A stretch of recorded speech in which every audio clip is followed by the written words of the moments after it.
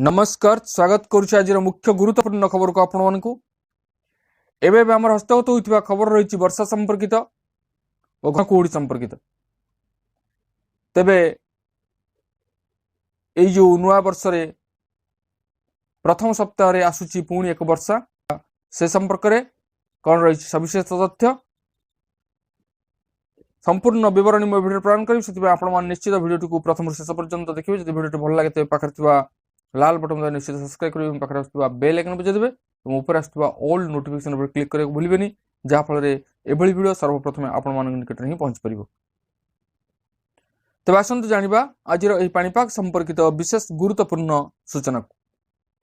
जनवरी प्रथम सप्ताह शेष आड़कू किछि जिल्ला रे हल्का वर्षा होई पारे बोली पूर्वानुमान करिछि पाणीपाग विभाग। आगामी 5 दिन रातिर तापमात्रा रे कौनसी परिवर्तन संभावना नहीं बोली कहुଯାଇଛି। अधिकांश स्थान रे यह स्वाभाविक ठारू 2 रु 4 डिग्री अधिक रही पारे। स्वाभाविक ठारू रातिर तापमात्रा अधिक रहिथिबारु ठंडा कम रहिबो।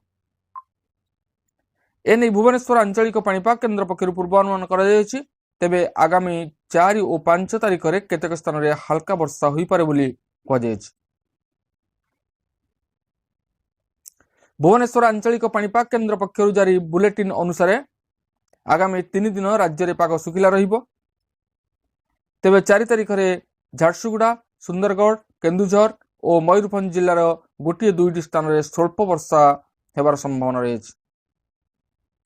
सेहीपरि 5 तारिख रे बरगड़ झारसुगुड़ा संबलपुर देवगढ़ केन्दुझर और मयूरभंज जिले में गोटे 2टी स्थान रे हल्का वर्षा हेबार संभावना रहिछि।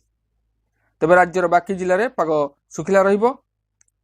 6 और 7 तारिख राज्य में पाग सुखिला रहिबो। सेपटे कुहुड़ी नहीं भुवनेश्वर आंचलिक पाणीपाग केन्द्र सतर्क सूचना जारी करिछि।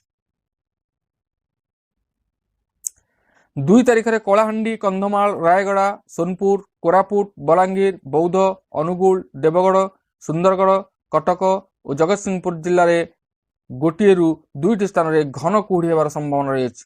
सेथिपई येलो वार्निंग जारी करिछि पाणीपाग विभाग।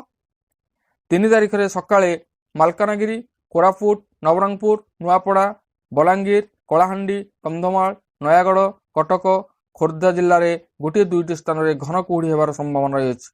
सेथिपई एही सब जिल्ला मानकू येलो वार्निंग जारी करिछि पाणीपाग विभाग।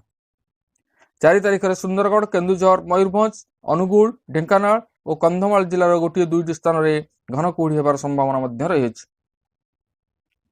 सेथिपई येलो वार्निंग जारी करिछि पाणीपाग विभाग। 3 तारिख सकाळे मालकानगिरी कोरापुट नवरंगपुर नुआपड़ा बलांगीर कलाहांडी कंधमाल नयागढ़ कटक खोर्धा जिलार गोटे 2टी स्थान रे घन कुहुड़ी हेबार संभावना रहिछि। सेथिपई मध्य येलो वार्निंग जारी करिछि पाणीपाग विभाग। 4 तारिख रे सुंदरगढ़ केन्दुझर मयूरभंज अनुगुल ढेंकानाल और कंधमाल जिलार गोटे 2टी स्थान रे घन कुहुड़ी हेबार संभावना रहिछि। सेथिपई सेही सब जिला मानकू येलो वार्निंग जारी करा जायछि। जनवरी मासरे शीतर प्रकोप कमिबार संभावना रहिछि। तेबे एथिला आजिर पाणीपाग संपर्कित एक विशेष गुरुत्वपूर्ण सूचना। आज एतिकी पुणी देखा आगामी भिडियो रे। रहुछि धन्यवाद नमस्कार।